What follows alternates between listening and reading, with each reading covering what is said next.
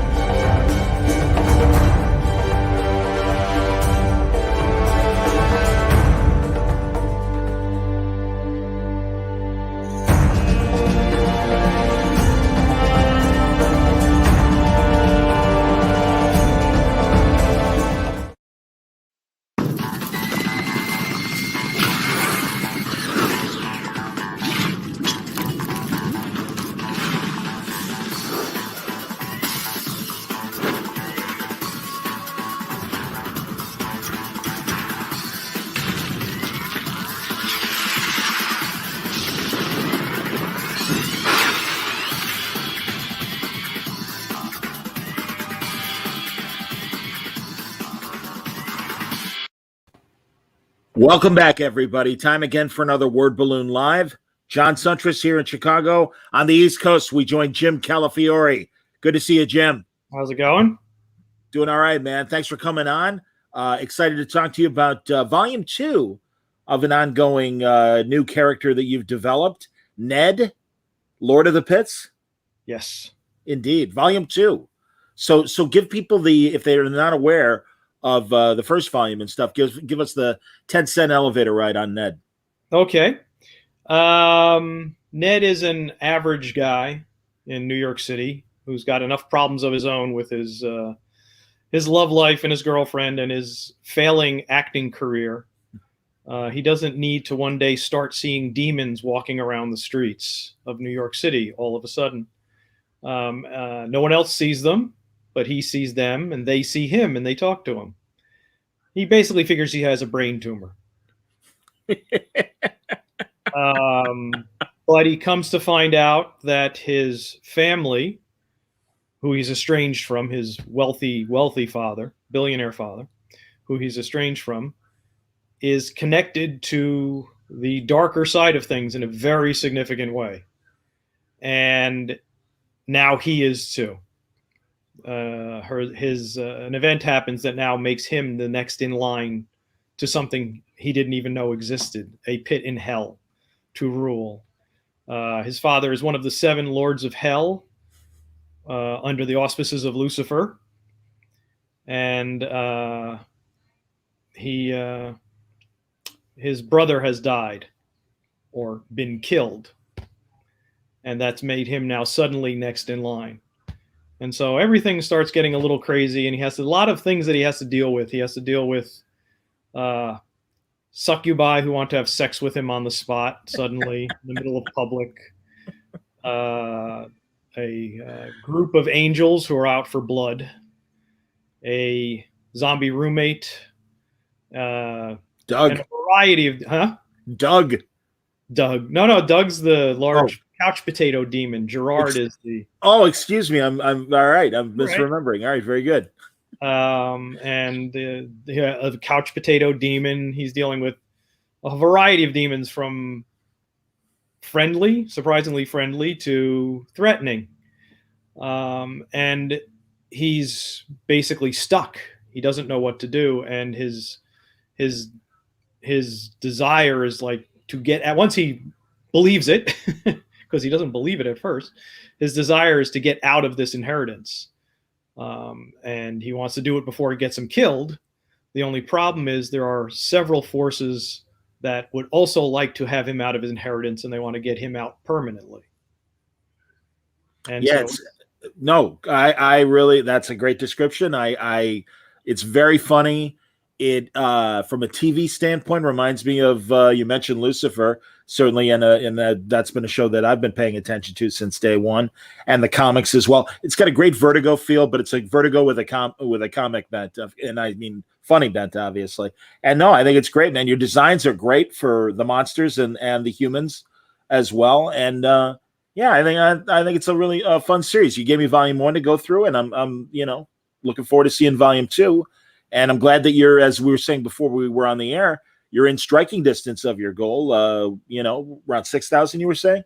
it's within 6,000 of the goal. The Kickstarter's been running for about 15 days. Yeah. And while it's for volume 2, anybody who missed volume 1, there's pledge levels for volume 1 and volume 2 together, or even just volume 1. They can just pledge for volume 1 if they missed volume 1. That's cool. What I'm planning to do there is anybody who pledges for volume 1, I might ship it out immediately. Oh, great. Sure. Chance to look at it and then come back and change their pledge or up their pledge for volume 2. Oh, so that's great. Sure. And we have a lot of other levels on there for commissions and yeah. I wanted to show people here. I'll share my screen, and I've got the campaign here for people that are watching. Obviously, if you're listening, maybe another reason that you should watch the Word Balloon coverage on YouTube as well. But here we go. I'm gonna pop that up. There's Ned, surrounded by a pantheon of creatures. That's the cover for volume 2. And if you notice, he's roasting a hot dog over a blazing skull. Yes, there's the skull. So very good. That's terrific. There you go. That's the cover for volume 2. And there you are. Fantastic. Tell me about this Demon 101 guidebook. Every time I do a Kickstarter, I like to give away something with it. Usually it's a postcard and a bookmark. So last time for the volume 1, it was a postcard of there's a spread of hell in the first volume. So I have that there, and I think the line I have on it was, yeah, but it's a dry heat. And on the back, it's a real postcard with a little postage stamp area and everything. But for this volume, since I already done the postcard bit, I'm doing a little trifold pamphlet on how to raise a demon called Demon 101. And it's got if you can see clearly enough, I've done sort of a retro 50s, 60s look to it, I think. And yeah. It's just more of my really sick sense of humor. I'm going to try and make it bigger. Is it getting bigger here? Yeah. All right, good deal. A little bit, but it's there. Now it's all right. I know. Yeah, I know. And it's got us on the side there. I just want to. Yeah, the bars on the Kickstarter, the scroll bars are hard to figure out which one you're pulling down. No, I understand. That looks better. All right, I'm taking a look at the whole shot there. And then I have every campaign I have a contest to win a free art. In the last contest, for volume 1, it was a contest to identify a reference by one of the characters to a low-budget horror movie, a direct reference to a low-budget horror movie. And I mean, it's done already, so I can give it up. The person is referencing a movie called Children Shouldn't Play with Dead Things. Have you ever seen that? No. It's a fantastic low-budget horror movie. It was actually done by the guys who did Porky's later. And crazy. The director also directed A Christmas Story. Oh, wow. Ralphie. Is it Peter? Is that no? Billingsley was in it. Yeah, I forget who made A Christmas Story. God damn, I love that. The director's gone off my head, but it's just a lot of fun. It's a group of theater people who go to an island and do a ceremony in the cemetery as like a really campy goof that unfortunately works. Dead rise, and the favorite part of the movie is near the end. Obviously, everybody's going to die. Sure.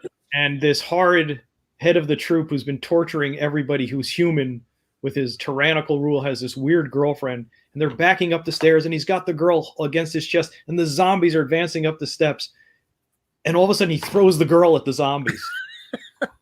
And the zombies catch her, and there's this moment where they all pause and look at him, and it's like, dude, really? He got withering glares from the zombies, and then they eat her. But that was a contest that got person got the page that the character made the reference on, and also got a commission, a 9x12 commission for part of his reward of any character he wanted.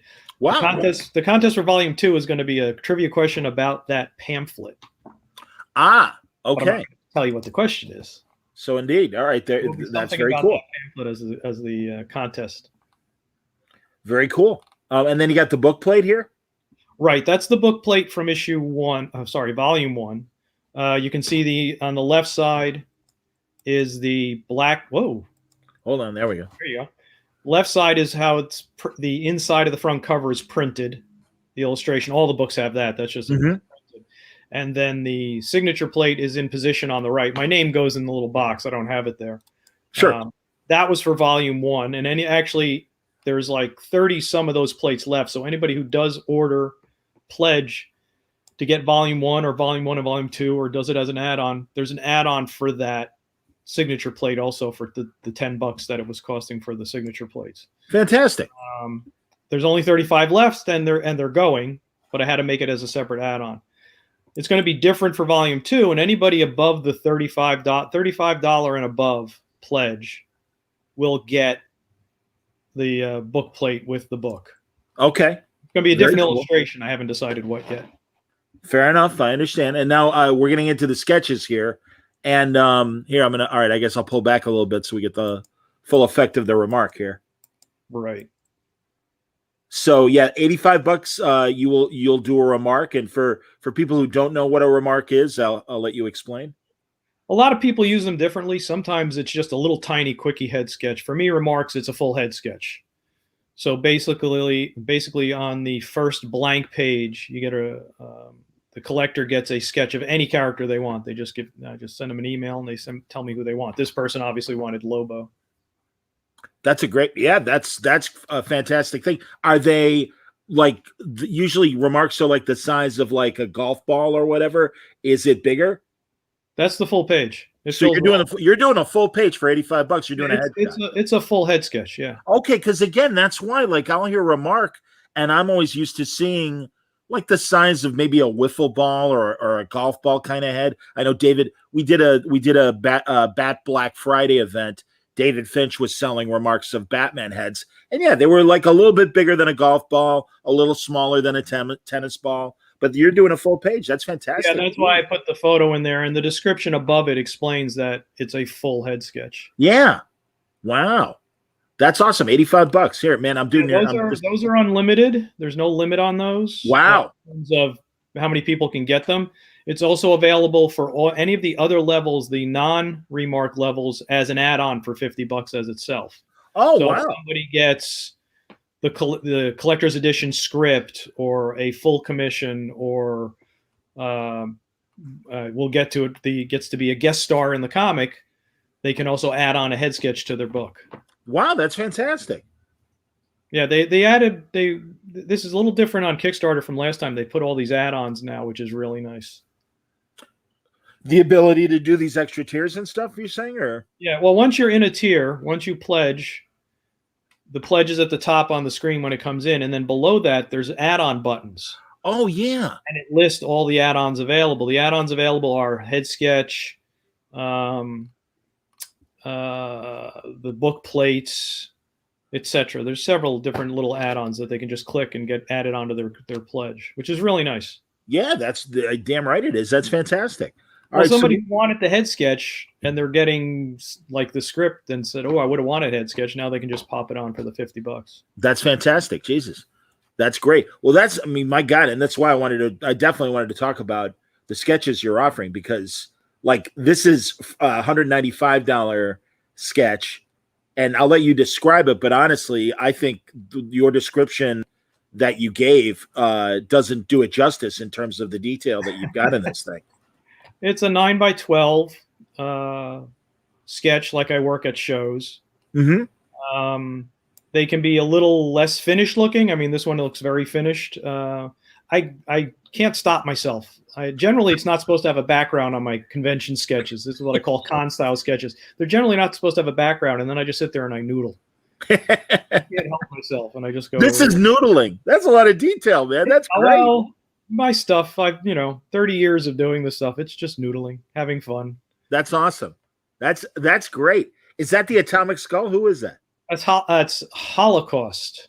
Oh, of course. See, this is where my lack of some Marvel knowledge hurts me. Am I right? It's my lack too. I'm sorry. I'm all right for a drink here. That's amazing. People will ask for something, and I'm like, okay, who is that? I don't even know. I know I drew him once in Exiles. Okay, but I don't know if he's from Age of Apocalypse reality or I think so. Regular 616 University. I don't know. By the way, happy 616. Today's Marvel Day. Well, the gag about 616, right? I forget. No, refresh the memory for the audience at the very least. Well, Alan Moore came up with the 616 universe, right? Right. Look up 616 on the internet, and I know Alan Moore knew this. Numerology thing? What is it? 616 is believed by some people to be the true number of the beast. There's some really old parchment that was discovered that had 616. And the I don't know, conspiracy theory is that the devil, Satan, influenced the next copier to write 666 instead of 616. So 666 is not the number of the beast to these people. 616 is the real number of the beast. Hilarious. And I guarantee Alan Moore knew that. Oh, I'm sure. I love that Marvel embraces it without really thinking about it. In fact, we are the devil. Yes. That's fantastic. So that's $195. And again, that's amazing. And then you really have, for $375, as you say, a cover quality sketch. And great Scarlet Spider. I also liked it for the previous campaign. You did a different Spider-Man cover, and it's like, yeah, man, that is really a hell of a deal. Yeah, that's again, I just can't stop myself from an idea. I'm doing some commissions right now, and I'm just going nuts on detail on this. I'm doing a Man Bat in a church. He's anybody who can check out my me on Facebook or on Instagram. I'm Jim_Calafiore. I'm going to be posting it probably this week coming up, maybe next week. I'm just going nuts with detail on the stonework and all the things I don't have to do, but I just love to do. So the full commissions are 11 by 17. So that's considered a full at-home commission. Okay. And I'm assuming, are you limited or unlimited for this?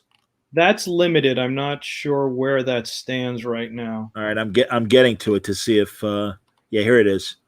There are 4 left. 4 left, right? Yep. If they go in the next couple of days, I'll usually jump up another 5 if it goes too quickly. Okay. I like to, let people get what they want. Let the collectors.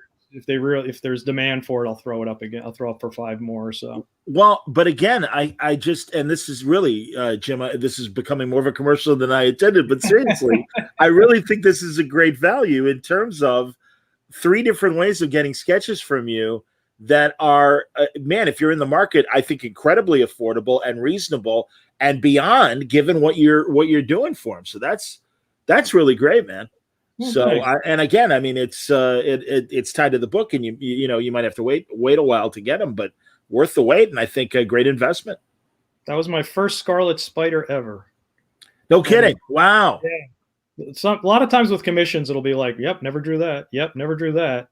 I'm surprised when you were doing Exiles. Was a character like Scarlet Spider off limits, or would they? I don't know. I don't remember them ever. And obviously he didn't show up during your run. No, we had 2099 Spider-Man. I did him in there. Oh, really? That's awesome. I love that. What was his name again? He's got his Spanish. Yes, I can't remember. Son of a gun! I'm such an asshole. Everybody, I apologize. Stop me on live TV here. No, I'm the idiot too. I can't believe I don't remember his name. I love the character since he was created. All right, I'll look it up while we're talking. Shame on me. Somebody in the Peanut Gallery, let us know what we're talking about. For my sake. first run, for most of my run on Exiles, it was alternate realities that hadn't been visited yet. So we were creating alternate versions of characters, just adding an item. And then I think the first thing we did was bring in Sabretooth from Age of Apocalypse. And then we got into this thing where they decided to do, and I kind of was blamed for the idea, the world tour where they went to 2099 and other existing realities. That's awesome. Yeah. That was sort of towards the tail end of my run, so I'm not even sure where they went after that. Miguel O'Hara, by the way, of course. Okay, there you go. So yeah, thank you, Sala. Indeed. I appreciate it, Sala. Thank you very much, man. I knew someone would pop in and they're like, by the way. So I appreciate that. That's cool. No, I love it, man. That's great. Again, these are great great sketches, and it seems like an awesome thing. The other thing that I think is great for and as you point out too, where you are willing to do the character design, as you say in the $700 pledge, need a hero. And right. That's great. Well, explain what you're willing to do. It's for anybody who has a character, their own character they want to create. It could even be for anybody who's going to be publishing. For $700, I'll design the character from scratch. You'll get a finished illustration, turnaround, front, side, back views of the characters. Wow. Along with a legal document release saying it's yours to do with what you will. There you go. I can speak English. Oh. And I will not have any rights to the characters. There's also an additional. You can pledge any amount you want when you pledge above the pledge. I think somewhere on there I say if you'd like it colored, it's an additional $200. Okay. You'd like the color design done on the characters. Sure. That's fantastic, though, man. Yeah, I know there's a lot of people with ideas, and yeah, they're looking to self-publish their characters or do something with them, and it's just a way of. I've been designing for 30 years, characters. What are the ones you're most proudest of as far as design? I liked a lot of the designs I did on, in terms of superheroes. I mean, I have fun with the demons in. I'm sure. Pit and the designs of the cherubim, the angels. Yes, really distinct without spoiling. Yes, indeed. But in terms of superheroes, I really enjoyed the designs we did on Leaving Megalopolis, the other Kickstarter I did with Gail Simone. Yes, I was going to talk about that. Fantastic. Yes, great book on those. Yeah, and yeah. So, what did you learn from that experience, that Kickstarter with Gail? It was how to run it mostly. Sure. I think I've got my my spiel down. I think I do a good listing of the stories, the way I'm describing things, my pledge levels. Funny video too, by the way. Excuse me? Funny video too for Ned. I do funny videos every time I have Ned. The Lord of the Pit #1 is still there as a page. You can watch the video for that. There's also a gag book that I did. I have a single panel gag strip on my website that was running for about 5 years that I ended a couple of years ago. I put out a Kickstarter for that and published a compilation of it for the first 2 years. And that one has a very frightening video. McCone said, if I knew I was going to see that, I would have never watched it. Mike McCone. That's awesome, man. Yeah, the videos are a lot of fun. And this one has a little misdirection in reference to the first video. And I want to actually shout out the music there because the music is from a British guy named his stage name is Son of Dave. He's a one-man beatbox blues guy. They've actually used his songs in Breaking Bad and in Preacher. Wow. In Preacher, actually, the song I use for my video was used in Preacher. And I just wanted to get his name out there because he was gracious enough to allow me to use it. I messaged him and said, would it be okay? And he said, well, as long as you're not selling it, I don't think you have to ask me, but thanks for asking. Well, yeah, no, and that, hey, man, as a fellow creative, yeah, I'm sure you appreciated that. That's fantastic.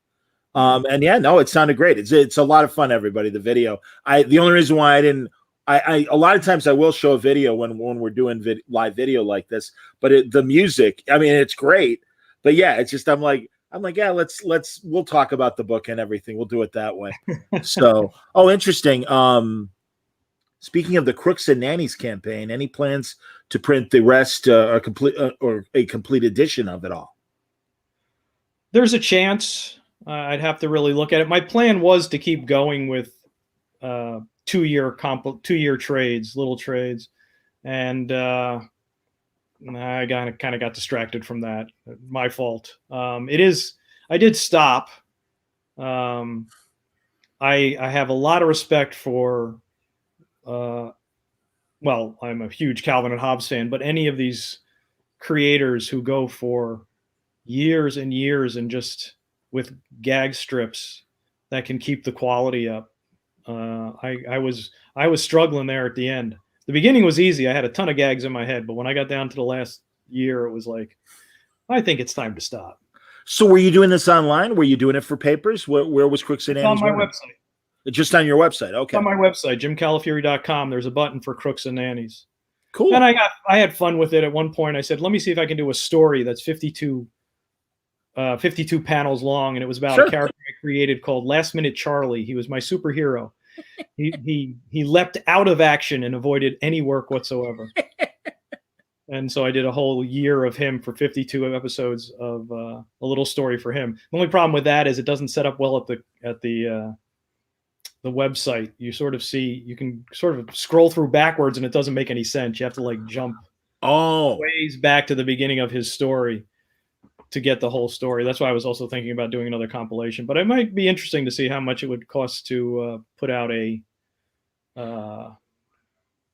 full omnibus of it. Would you ever want to run anything like that at Webtoons or anything? Have you flirted with the idea of Webtoons at all? No, I've looked into it. I haven't really gotten that deep into it yet. I need to. I keep meaning to really research that better and contact them in terms of it. But the first volume of Ned, Lord of the Pit, is also available on Comixology, at least. Oh, that's great. Sure, very good. But we want people to pick it up through the campaign here, so that yes. Yeah, let's support the next digital level. There is digital level for getting the PDF. And a level to get both 1 and 2 PDFs. Do you think you've brought it was Leaving Megalopolis, right? Leaving Megalopolis. Megalopolis. Sorry, I'm Greek and I'm getting it wrong. There we go. There you go. Do you think that audience followed you to Ned? Somewhat. We had many more backers on Megalopolis than on Ned. But it's not the number of backers. It's just making the goal.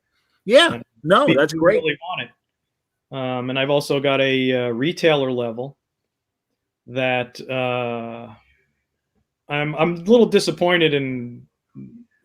Either retailers are afraid of Kickstarter or hate Kickstarter, one or the other. I'm not sure which. There's been pushback, but I've got some retailers. There's one retailer who. For the first Ned pledged for 20 copies for his shop. And fantastic. Actually, he's within driving distance this next weekend. His shop is 4 Color Fantasies in Virginia. I'm driving down to do a store appearance on the 26th. Outstanding. That's great to hear. And God, isn't it great? Thank God. We're back to that now. Oh, yeah. In store appearances again. Venturing out. That's great. Do you have any cons lined up that you're going to do? Right now I have... Terrificon, which is in August. Yes, it is. I will see you at Terrificon. Yes, I'll be there. So that's great, man. I'm glad. Boy, it'll be good to see you. That'll be great. And I just signed on to Calgary, which is oh God, I know I'm blanking on this. The company that does Calgary, they do. Oh, is that the Fan Expo guys? Yes, right. Fan Expo. Sorry, that's horrible that I forgot that. I just signed up for that, and I'm hoping to do Chicago, C2E2, and New Hey, York. great! I'll certainly be. That's my backyard, so I'll see you there. And I'm actually an exhibitor at San Diego. Normally, I have a large booth in San Diego, and I'm not sure they've even decided exactly what they're doing still. November, yeah. Yeah, I've got to give them a call. I'll definitely go out for November, and then again, next July, assuming Sure. the world doesn't implode again or the vaccines don't turn us into a zombie horde. Do you have any online panels for San Diego next month? No. Okay, I'm doing one. I'm moderating one. Yeah. Well, yeah, that's all right. nobody contacted me, so I'm not going to be there in Thanksgiving though. I'm like, I can't do that, but I will. I boy, that'll be great. I hope you come to Chicago. That'll be great, and I'll definitely will see you. San Diego. Yeah, well, I'll see it. I'll see you at Terrificon no matter what in a month and a half. Definitely. Yeah, hopefully Chicago. I just did the applications, waiting to hear. I'm hip. No, that's cool. But I hear you. Here, Mario. Very nice. Thank you, Mario. Good to see us both. Jim, he loves your work on Black Panther many moons ago, and a few. He still owns a few original pages, apparently. Excellent. Yeah, Black Panther was fun. That was Priest. Yeah, I worked with him on Deadpool, and then again on Black Panther, and he's a lot of fun. He's a fun guy. I know it was around your era, and I don't remember specifically if you were on this arc because I was reading Panther for a long time, but I also, not only the T'Challa stuff, did you do the Casper Cole storyline at all? The other guy that was Black Panther for a while? That in the trench coat? Yes. With the guns, yes, I did some of those. Okay, yeah, I thought so. All right, yeah. No, honestly, and it's funny, wow, I almost wonder if, now that I think about it, with the passing of Chadwick Boseman and everything, and Ryan Coogler insisting I'm not going to recast T'Challa. Right. And it didn't even occur to me that, like, wow, maybe they'll do like a Casper Cole thing or something like that. I don't know. Yeah, I have no idea. I think they're leaning towards Shuri. Sure, and I realize that too. She's such a small, thin girl. Well, but what I would like to see is let Shuri be Shuri and make her a very important. And it's fine to give her the mantle, and that would be, I guess, a nice tribute. But I also think let Shuri be her own character and still, Yeah, that's true. I don't know.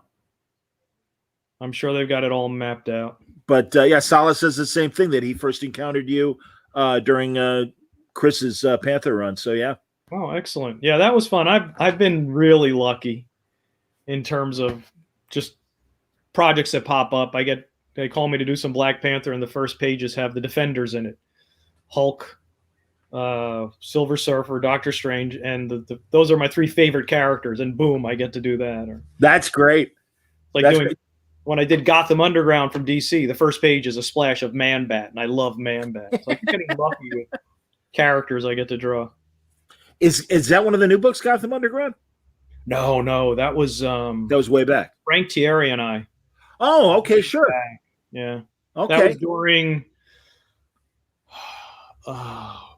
Desolation Run, when the DC villains were on another planet.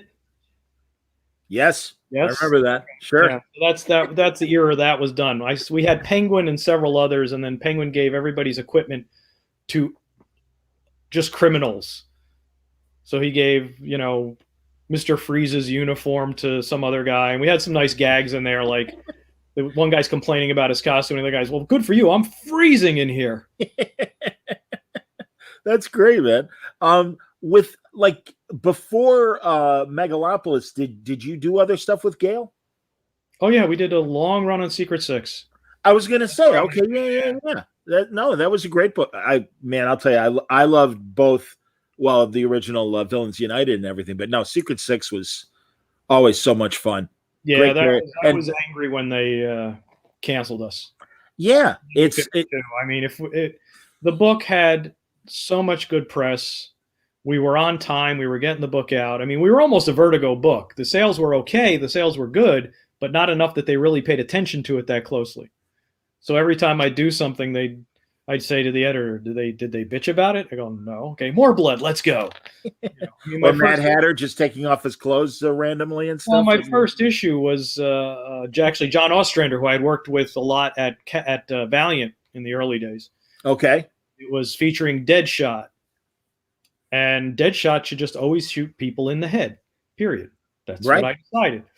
and I had blood all over the place. I had him shoot a guy's eyeball out through a peephole in a door. And every time I do it, I say to the editor, is anybody bitching about it? No? Good, let's go. And Gail, when she's writing, she said, we had a scene where a guy bit a guy's eyeballs out in one. Catman bit a guy's eyeballs out. And Gail said, be tasteful. And I'm like, no. I'm showing every inch of that for sure.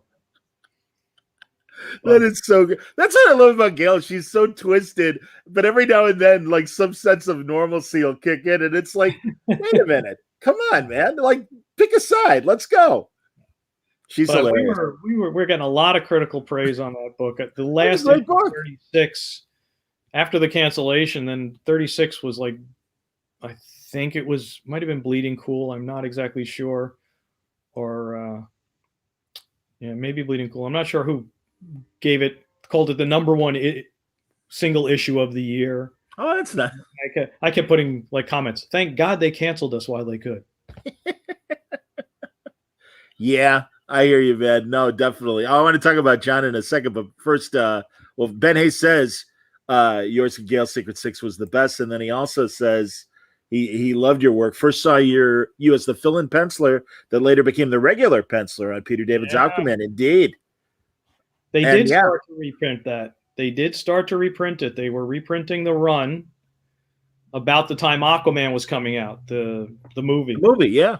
And they, because they hadn't reprinted anything of Peter David's run. And they put out, and I'm going to turn around so you don't see me for a second. No problem. I can even zoom in on you. They only put out the first volume. Oh, okay. They put out the first volume. I had to look back at my shelves over here with all my good books on them. They put out the first volume, which got just to like 1 or 2 of my issues. They advertised it was on Amazon for volumes 2 and 3, and they just never put them out. So and now, Jim, I'm reprinted or collected. I'm blanking, Jim. Was that the blue and white uniform or the green and gold? That was the beard in the hook. Oh, it's beard in the hook. Okay, fine. The one we got credit for making him so nasty. Yes. Well, and the closest to what we have in Jason Momoa, even though it's a white guy as opposed to being a native, but it's so interesting. Go ahead. I mean, I just think I find it interesting. It was a fun run. I've been lucky to work with a lot of really good people. Peter, Gail, Judd Winnick. Yes. I've worked with some really great people. No, 100%. Oh, here, yeah, and I guess Ben's comment is it's one of the many collected editions that DC started and then abandoned. Their collected editions department needs to get a clue. Yes, we do need a Peter David Aquaman on omnibus. I totally agree. And yes, I completely agree. I need royalties. Send them. Here. They only did 1. They did 2 and 3. I had a lot of royalties coming because that was when my era hit it. Well, and based on us talking and also a lot of your top, like, oh, and there you go. Ben also says he loves Exiles. So you're comfortable, obviously, doing, I mean, and we even see it in Ned, the amount of character design and stuff you're doing. You're comfortable doing a team book and everything, I've done a lot of team books. Yeah. I've done a lot of team books, and I've never had problems with it. There's always that thing like not Exiles, Secret Six. I had to keep track of 2 moles, stubble, and tattoos. I would constantly be leaving the mole off of Jeanette or Scandal. And I'd have to call the colorist and say, hey, put that, and where it was here? No, it was here. Where the hell did it go? I don't know. And I'd be looking back through the pages, and some would slip through. There'd be no mole. And I'm like, oh, well. I'd always have to remember all these little details. Man, I'm surprised they don't use Scandal more in the DC universe because really, between yourself, Gail, and Nicola and stuff, I mean, great characterization in the way you guys drew her and also just the way Gail wrote her, too. I actually don't know what happened to her after I was gone. I don't know where she went. I don't either. And maybe I'm missing a death or something like that. I have no idea. But I just always felt that, Vandal Savage's daughter, great idea. The whole like complicated relationship between her and Bane, I thought was really something that, all of you exploited very well. Bane was also fun to do differently than he had been done. Because before he could just be this grossly oversized character. I mean, he was. I mean, when was it Jeff Jones drew him? Gigantic. What was Graham Nolan the original? I don't remember now either. Probably, but I remember there was some run where there was covers. I think it was Jeff Jones did the covers. Is it Jeff Jones? Am I on the right person? He did the Dead Man miniseries at one point. Kelly Jones. Damn, sorry. No, that's right. That's why I was. He did the Batman with the 3 foot tall ears that he shouldn't get through. That's Kelly. Yeah, he drew him gigantic. But in Exiles, he needed to be, and I was obviously following off of Secret Six. Following off of Nicholas Scott's lead. He needed to be reasonably sized because he was acting and interacting and emotional.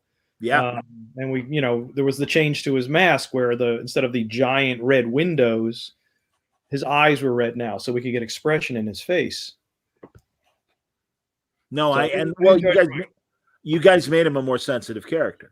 Yeah. So no, I thought it was great. I thought it was a great wrinkle to the character. Now you mentioned Ostrander. Man, I've been so happy that finally you as far as I know, you didn't draw any of these, but Ostrander's amazing. And now oh my God, I'm blanking all of a sudden. Vector? No, the horror series that he did that they just started to finally reprint digitally. I've seen it on Comixology. I don't have my tablet next to me, or I get it. Oh God, Wasteland from the 80s. It was amazing. Wasteland, and it was always different guest artists, but it was it was before Vertigo. It was even more extreme and more violent than Vertigo was. It was it was incredible. And Mike Gold was the editor back then, and as I remember in talking to John and Mike over the years. I think they were just wanted to make sure that they could either give proper credit to the artists that needed to be, and everything. I'll be talking to Mike and John soon, especially John with Suicide Squad coming up. And I'm going to have to ask him about that. But yeah, Wasteland is incredible. And finally, after years, they're starting to release it digitally. So I hope eventually it'll either wind up in a digital collection or really a printed collection would be great. That was DC or? It was DC. Okay, yeah, so I missed that mid-80s. I'll have to look it up. Yeah, like maybe 88, but definitely 80s, and definitely pre-Vertigo and stuff. Okay. So, yes, I agree with Ben, who says Gale gave Bane a depth and maturity that was previously missing. Absolutely, you could say that about all the Secret Six. I mean, really, all the characters. I mean, Catman was a more sympathetic character, even Deadshot. The Catman is one of those characters that only Gale can write. It's the guy was a joke for so long, and she made him. There's certain characters that can only be written by certain writers, and I just feel like she also had the I don't know, the inspiration to ignore anything about a character that she didn't like that was previously written. So she had an ability to just start from scratch on the character without even really caring too much, just making the character work and making it cool. Well, and I mean, literally, she kind of took him out of his costume as a joke and had him down to the loincloth or whatever when we first see him in Secret Six, and built back up into the costume so that by the time he was in there, he was a much more noble and kind of more not legitimate, I guess. I don't know, but definitely more of a threat than he was a joke. I mean, at one point, he was fat, I think. Yes. So. Yeah. No, we had a lot of people really enjoyed the book, and at shows, they'd come up at shows, and I drew a lot of Catmans, a lot of rag dolls. Ragdoll, I know, great. Man, again, there's your polar opposite in terms of like another joke, but then, suddenly Ragdoll as a serial killer is really taken seriously. Yeah, and everybody, the one that everybody really liked that I was surprised by was Killer Shark. When we brought Killer Shark in, everybody really got it. I just didn't really think about much when I was drawing him. I'm just like, okay, he's a shark. Everybody loved the way he was drawn, loved the way Gale wrote him, and he wasn't supposed to be in the book that long, and we decided to keep him around. Yeah. People really enjoyed Killer Shark. And then they go and make him a hammerhead when they relaunch Suicide Squad. I'm like, what are you doing? Hey, they got I mean, obviously he's going to be a big part of the Suicide Squad movie, and he fantastic in the Harley Quinn cartoon. And I know Tim, yeah, and Tim Seeley's doing a miniseries to tie into the movie. Oh, okay. So yeah, no, Killer Shark's very healthy right now. He'll live on. That's awesome, man. No, I'm excited. For the Suicide Squad stuff. Did you ever do? I mean, Secret Six was kind of Suicide Squad-y. Well, when they did Blackest Night, they did that 1 month where they resurrected dead books. And so I did I can't remember the number of it. It was Secret Six, whatever issue. And then it went Suicide Squad issue, I think like 97 or 79 or something like that. Okay. Because that was, the next issue after it had been canceled. So we had, Deadshot had been part of Suicide Squad. I can't remember all the characters. I mean, you talk about a team book. Right? Oh yeah. Oh my. No, there's issues. Yeah, there's a lot of different flying members and stuff. But that's why I'm pretty certain almost all the Secret Six at one point or another were part of the Suicide Squad. Okay. Many of them were, at least. Right. Maybe not Catman, but Yeah. I mean, Blackest Night, there were just tons of characters when we were working on that. Yeah, that was it was funny. It was kind of bittersweet because you really were like, oh, it's a shame. Like, it was great seeing the question back and everything, but it was like, the zombie question or what, the various characters. Like, all right, yeah, but really be them. We had the violin guy, the maestro, the fiddler, too. Yeah, as a zombie, he was amazing.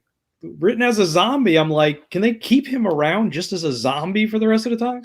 He was a super creepy guy. It was excellent. But now they had their plans. They had to kill him off. Well, that's hilarious. Kill them off. They're already dead. Are you doing any Big Two stuff right now or no?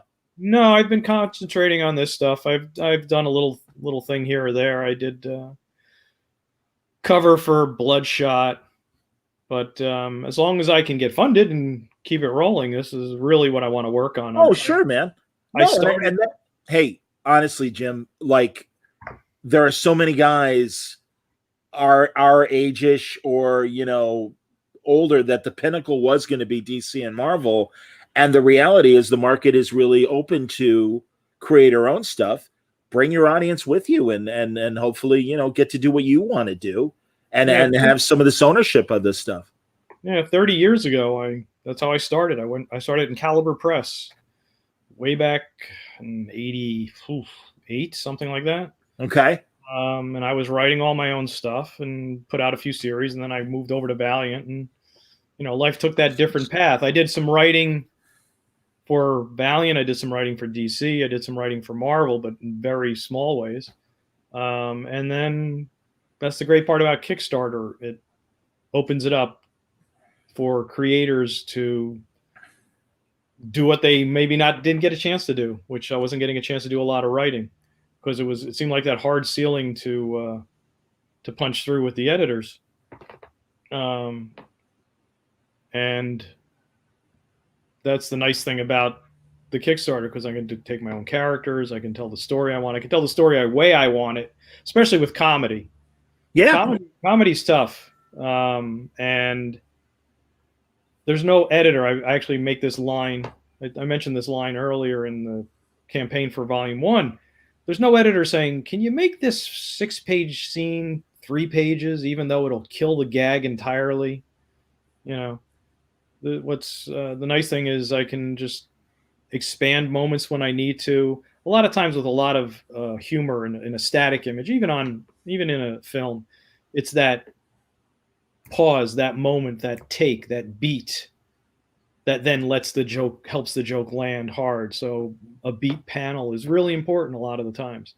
And squeezing things into 20-page floppies, they're a little tough. With Volume 1, the page count was sort of down, but then as I'm drawing it, I'd be going, oh, wait, no, because the nice thing about having written it, I'm also editing the script as I'm drawing it. and I can go little places here, and I can add another panel as I'm drawing and saying, okay, I got to do another panel here. And the page count is constantly changing. On volume 2, I had everything laid out, and I've already added, I think, 5 pages because I'm like, this scene just needs to breathe a little more. Certainly. No, and again, this is great, and that is the great thing about Creator Own. It could be as how long or how short you need it to be, and yeah, not have to worry about fitting, like you said, in that 20-page box that the big 2 and maybe the others are kind of in that pigeonhole as well. Yeah. You know, and also, I don't know what you think, but really, it's funny coming out of COVID. I've only started going back to stores in store for like the last month or two. And you look around the Rex, there are excellent books out there, but a lot of them are $4.99, and it's like, phew, for 20 pages, I don't know, man. Yeah. It's pricey printing, and I have no idea what's been happening to the supply chain with COVID for paper and whatnot. Oh, that's a good point too. Yeah, building supplies have gone crazy. Now, and also people can support Ned from a digital standpoint, and just correct? Yes, they can get just the PDF if they want. I'm a physical guy. I like to hold it. Sure. And if you get the PDF, then you can't get a head sketch. Okay. Or a commission, because the PDF is just its own digital order, so you can't get any of the extras. Which is, I guess you could get the one extra. I have the one extra where you can get drawn into the book. Oh, that's right. Yes, indeed. The one pledge level, you can get drawn into the book. Well, not you, I guess, unless you really wanted to. It was limited to 4. I think there are only 2 left of those. Okay. And I get the backer gets drawn in as a background or supporting character, depending on how I think they fit in. One of the people from one of the backers wanted to have her brother in the book. Nice. And he's actually one of the human forms of one of the angels. So now he's in the book sort of permanently. I'm stuck with him in the book. Another backer is the super in Ned's apartment building, and he's in the last scene. And another is the medical examiner. There's a medical examiner in the book. There you go. Big spoiler, medical examiner. Ooh. And she actually has another scene in volume 2. Oh, sometimes great. It's just a character who's like, "Don't kill me, no," and they're just sort of, But I have the backer send me photos, and I ask them to act if they can act. Do happy, sad, scared, and some of them really get into it. That's awesome. Here, first of all, Salas says Ned looks great, and somehow he missed the first campaign, so he's pledging for both volumes, so that's nice. Thank you. Thank you, Sala. That's terrific. I wanted to ask, and her name is escaping me now, but after the first story and Ned finishes, you've got a bonus extra story, and you introduce another character. Right. That's Ned's girlfriend, Katie. I had some problems with the amount of story I was telling, and I realized I had shorted her. And the 6 page, I don't remember, backup is actually a scene that was supposed to be in the main story, and it didn't flow right. And I realized then the book was actually not going to be 160 pages. It was going to be 144, 16-page signature multiples. And so it was going to be 144. And I just said, and I told the backers, well, it's 160 pages now because I got to do this extra story. And I really wanted to give her a moment to just expand on the character a little bit and get in some gags that I liked. Clearly. Actually give the dog a drone. The dog walking service will reappear in volume 2. Very nice. And then there's that little cliffhanger tease at the very end of the story. Yep. I'm not sure where her boss is going, but I'll figure it out. But it was really it was structure wise, just to give her more of a more impact rather than her just being an appendage to Ned. No, I think that made sense, and I think it worked. So I can appreciate that. And again, this is the kind of flexibility you can do when you're creator own. Good luck trying to convince DC or Marvel of that, Right. you know. But So the story for volume 2 is already over 150 pages. wow, Yeah. So it that's comes to good. a real climax and completes the first major arc of the Ned saga. I understand. Are you shopping? I mean, again, this is a comic book, and it's a very good comic book. Are you shopping this around as for other media exploitation? It's out with a agent in Hollywood who had contacted me and myself and Gail years ago for about Megalopolis. Sure. And it'd be nice Yeah. if it could get moved. Sure. I've been told Louise Simonson writes the introduction for the first volume. And the first thing she said was, "This would be great as a TV series." A lot of people have Yeah. really given me real nice feedback on it like that. That's what I was thinking as I read it, and as I said it. I mean, definitely in recent memory, you can think back to right now Lucifer and comparing it to Lucifer, but I would even go further back. And if I didn't already say it, Millennium. It really feels like Millennium in a lot of ways, and the way they treated demons and monsters and stuff. So, that's what it felt like to me in a positive way. So I have to acknowledge Buffy. Sure, definitely. Which was a really interesting thing because I had seen the movie, all those years ago. I saw the movie on cable and it was like, ugh, that was horrible. And then I knew there was a series, and I refused to watch it. I'm like, no, I can't watch this. How come?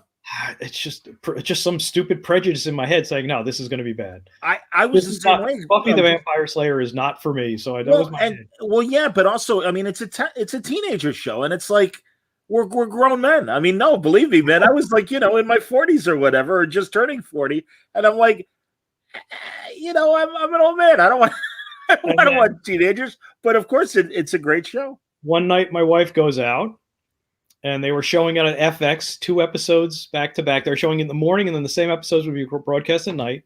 Yep. I said, let me watch it. And honestly, it was in the middle of the show, the middle of the run somewhere.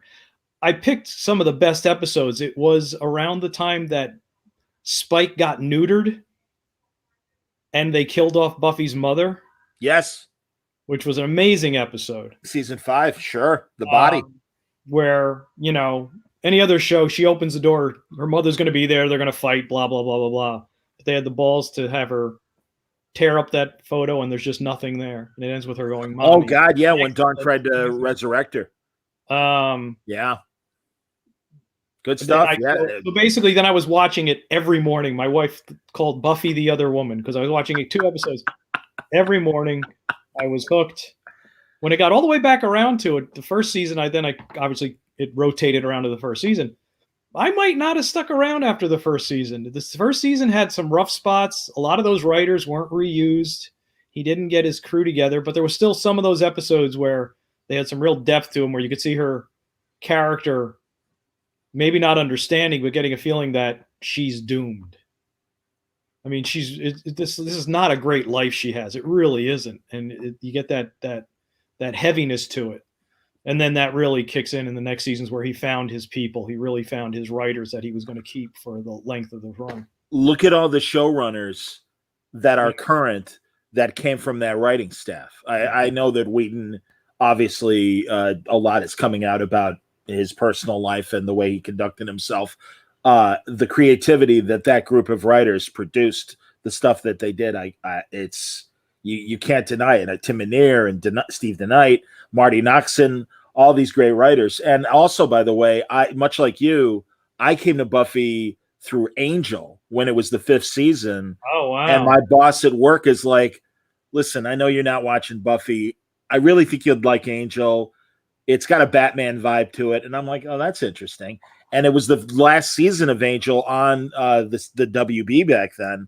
And I watched the reruns on TNT, and that led me to Buffy. Oh, well, that was I totally went backwards. So, yeah. And I'm like, oh, this is all really good. So I acknowledge that, that idea of comedy, even sometimes really broad comedy, in a serious undertones, because I mean, Ned isn't a farce. No. It's not a farce. I try and really address some emotions, some real things that are affecting him and how they affect him.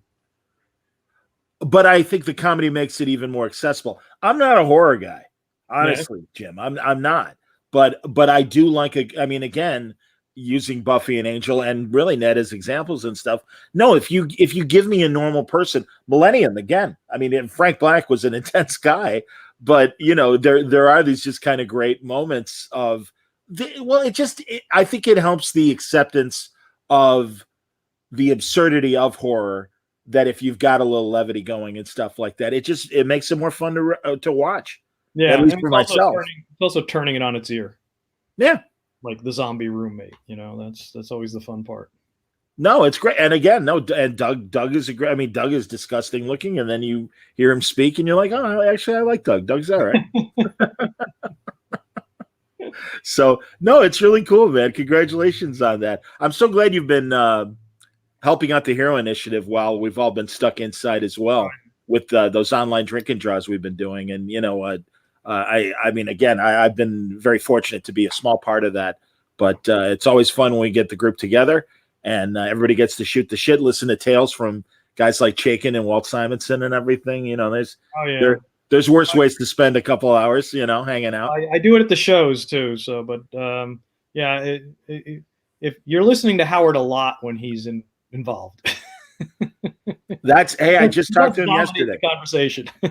I just talked to him yesterday. So, it was great. We promoted the book for like 5 minutes, and the rest of the time we pretty much talked about his love for Broadway. And I'm like, go, I don't care. Go, keep talking. So that's all right. Fun. No, that's great. And honestly, it's just great having everybody, hang out and stuff. And God, those little sketches and stuff, those are knockouts when you guys do them. And again, the money goes to a good cause. And I'm glad that we've got the physical shows coming back too. But it was kind of nice that that was a way we could help Hero Initiative keep going during this time, because, they depend on live shows for like a good 80% of their fundraising. So, it's going to be a tough year for them. Terrificon, Mike McCone, Tom Rainey, and myself, we're going to be out there for Hero Initiative. We're going to be, I think, contiguous in Artist Alley, and I don't think Hero Initiative is going to have a booth, but the Hero Initiative guys will be around us, and we're going to have all the bins out for donations and stuff. That's great to hear, man. And that's 6 weeks away. So really, God, you're my first Terrificon related guest, so I'm glad we're talking right now, and I'm glad I knew that you were going to be there. I asked Howard. I know Howard's not going to be there, unfortunately, this year. So yeah, I know it's especially if you're older, right? No, absolutely. Hey, man, no, you can say it. It's all right. The world. I did comments. I did Garden State Comic Fest in New Jersey 2 weekends ago now. Okay. And the moment I did it, my world changed, because it's like, okay, now I'm around people and I'm going to be doing shows. And how was it? How was the attendance and how was the experience? It was good. It's Garden State Comic Fest is a good show. It's a smaller show. It used to be run in actually a hockey rink or couple hockey rinks in New Jersey, Morristown, New Jersey. Okay. And one of the rinks still had ice on it, so they would put the boards over the ice. Right, sure. So in the other room, the vendors would be sitting there like with jackets on, a little chilly. Fortunately, I was never in the ice room. That's hilarious. This year, it was actually at the Jersey Gardens Mall in what used to be the Century 21 store. Okay. And the funniest thing was, I should have posted pictures of it. A lot of the displays were still up. So behind somebody, it said handbags. It was hilarious. The no-goes sensors at the doors were still there to walk between. It was pretty funny. That's awesome. But it had a surprisingly heavy Friday. I mean, people want to get back to shows. Oh, there's no doubt, man. I mean, really. And especially as a guy who's done a lot of online stuff in the last 15 months, it's like, hey, I recognize that no, people want to be at live events. I want to be at live events. We all do. And yeah, it's gonna be interesting. Were you at C2E2 last year, or in 2020 when that was like the last con before everything shut down? No, and I was actually pretty fortunate. My wife and I, she loves Chicago, so we'll go out every year. And this year I just said, I think I want to skip it just this year. And one of the artists that I always hang out with for lunch and dinner and breakfast, he had COVID out there. He didn't know it. Wow. He was sick. He knew he had something, but he just thought he had a cold. And he got it bad. And I'm like, I know other people who hung out, didn't get it, but I would have been pretty close to getting it. Well, like Tom King and I are really good friends. He's in DC. I'm in Chicago. We were there. We had dinner together Saturday of the event and everything. And that following Monday through Friday, I went back to my day job in radio, and he was, writing. And we kept texting each other like, I don't feel well. And it's probably just regular con crud, but it's not going away. And it really took like 4 or 5 days for it to break. Got it? No, I did not get it. But we definitely felt something. And it's interesting to hear. And maybe we did have it. We were never, like, again, when I got tested, I was clean. Okay. And you'd think it would pick up that, no, you had it before or something like that. But it never got serious beyond just kind of flu symptoms, really. Have you been vaccinated? Oh, yeah, of course. Oh, absolutely. Did you get the 2-shot or the 1-shot? Yeah, I got the 2-shot. I did. You have a bad reaction to the first shot? No. The second shot, I was a little tired after the second shot, and I purposely lightened my schedule. I probably could have gotten through everything, but I definitely napped more than I would normally. But like, they were saying that people who, I know we're way off comics now, aren't we? No. It's all, no, I think that's I'll actually bring this back to genre in a second. I'll wrap this whole thing up in genre. They were saying that people who had it before were reacting badly to the first shot because what antibodies they had left would react badly to that. The reason people were having reaction on the second shot because they had antibodies. Comes all the way back to masks. Yes, wear them. I still wear them into places, even places where nobody's wearing them. I hate that they're wearing them on TV and shows. It drives me nuts. Pretend you're in a different universe. Get rid of the masks. I mean, I know it helps the public, to understand masks, but what shows are showing masks? A lot of the procedurals. Really? Interesting. Yeah. The NCISs, they're all wearing masks. That's interesting. Blackish, the first few episodes, it was all about masks and distance. Oh, wow. And I know it's more of a public service. It's kind of like the sports, the MLB and the NFL have said, you're wearing masks. Everybody is wearing masks, period. You can tell that came down as an edict from on high. So it's helpful for the public, but I'm just like getting tired of seeing them with the masks on. No, I get it. But it is interesting. And I guess it shows I'm not really watching a lot of network television. And that honestly, when I have, TV people on and film people, I am asking, like, how did that affect the production? What did you have to do? From Tim Seeley and Mike Morisi have a horror movie that they made that takes place in a nudie peep show, so that way they could have the actors in separate rooms and stuff. Kind of brilliant to do it that way. Yeah. And then the added COVID procedures they had to do for Lucifer. Talking to Joe Henderson, my buddy, who's the co-showrunner there. And I think it's interesting. And yeah, man, no. It's okay to break into COVID a little bit because this has been part of, God, we've all been experiencing this for the last 15 months. And beyond that, did it affect, how did the lockdown affect your creativity or what negative effects? Did it open new doors because you thought of different ways of getting stuff out or whatever? How did it impact you? It's weird. A lot of people are like, well, you stay at home anyway.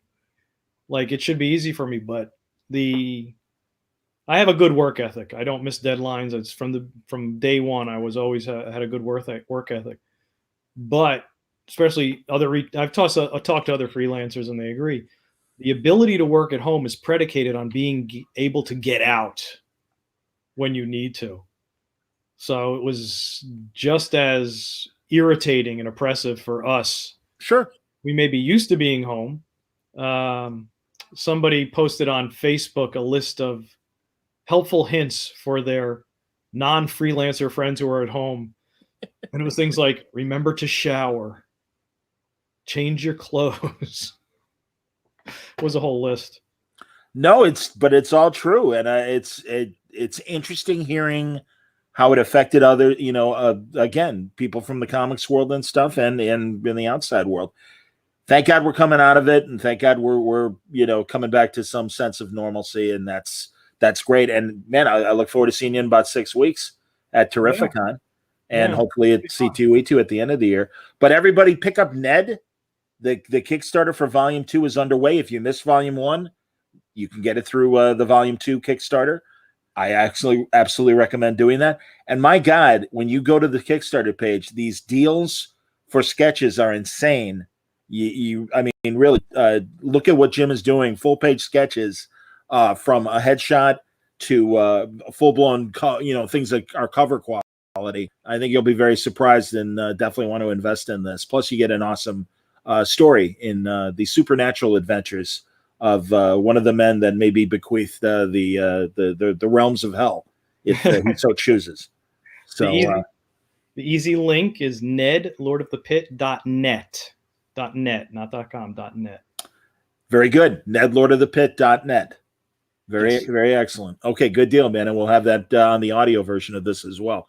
Thanks, Jim. Always a pleasure. And honestly, great conversation, man. Thanks a lot for hanging out. All right. Very cool. Tomorrow night, talking to Ron Friends about a new project that he's doing with Roger Stern and oh God, shame on me, Sal Buscema. I'm like, wow. Yeah, pretty cool. So fantastically retro on purpose. It looks great, and it's a fun story. So we'll be talking about that with Ron tomorrow night, and then Friday night I'm talking to Tom King. He's got his first issue of Supergirl coming out. So I see my screen is freezing. I don't know if I'm losing my internet or not. So I'll wrap up. But everybody, thank you very much for watching, and good questions, everybody.